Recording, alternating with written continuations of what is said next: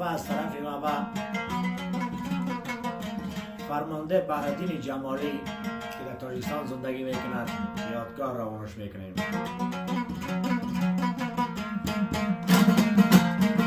سوالی جرم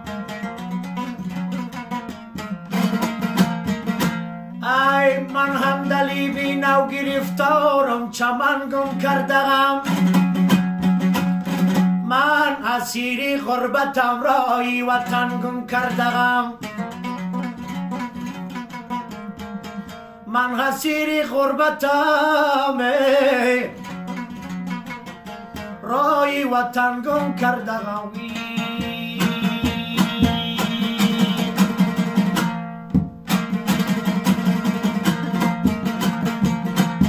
در ملکی مسافری زلیل و خارم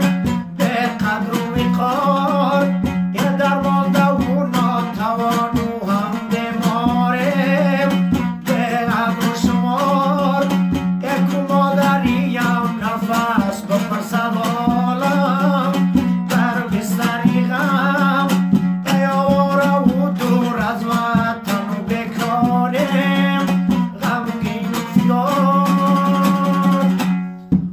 تاجی و مجبوری ای از خاکی وطن دوری، آدم اوجی غم و غربت و نداری و ناچاری، ای شیرینی عمرم رفت و در تلخی و در شوری، دور از در شدم مادر خوب در مجبوری،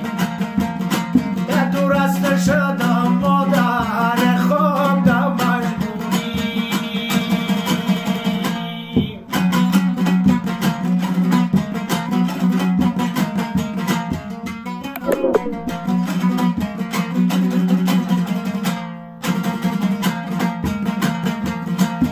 بیچاره شدیم ما از وطن دور شدیم، مجبور شدیم ای آواره و درمانده و مزدور شدیم، مجبور شدیم یه دیدارت اگر نصیبی چشم نشود مادر تو بیبخش، یه در ملکی مسافری اگر دور شدیم ناجور شدیم،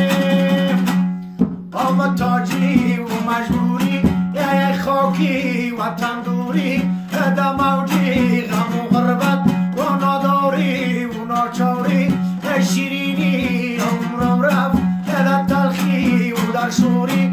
دور از در شدم مادر خوب در مجبوری،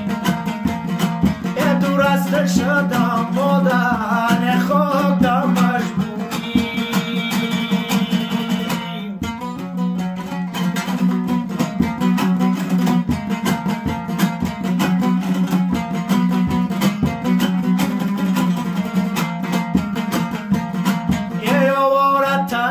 مردمی دنیا مایم ارجو مایم، یه بگان از ایتیباری فردا مایم ارجو مایم، یه در سوزی پر از زمزم ای شبیستان کس بودم، یه بیاسی لو بشکسته و به جا مایم یه تنها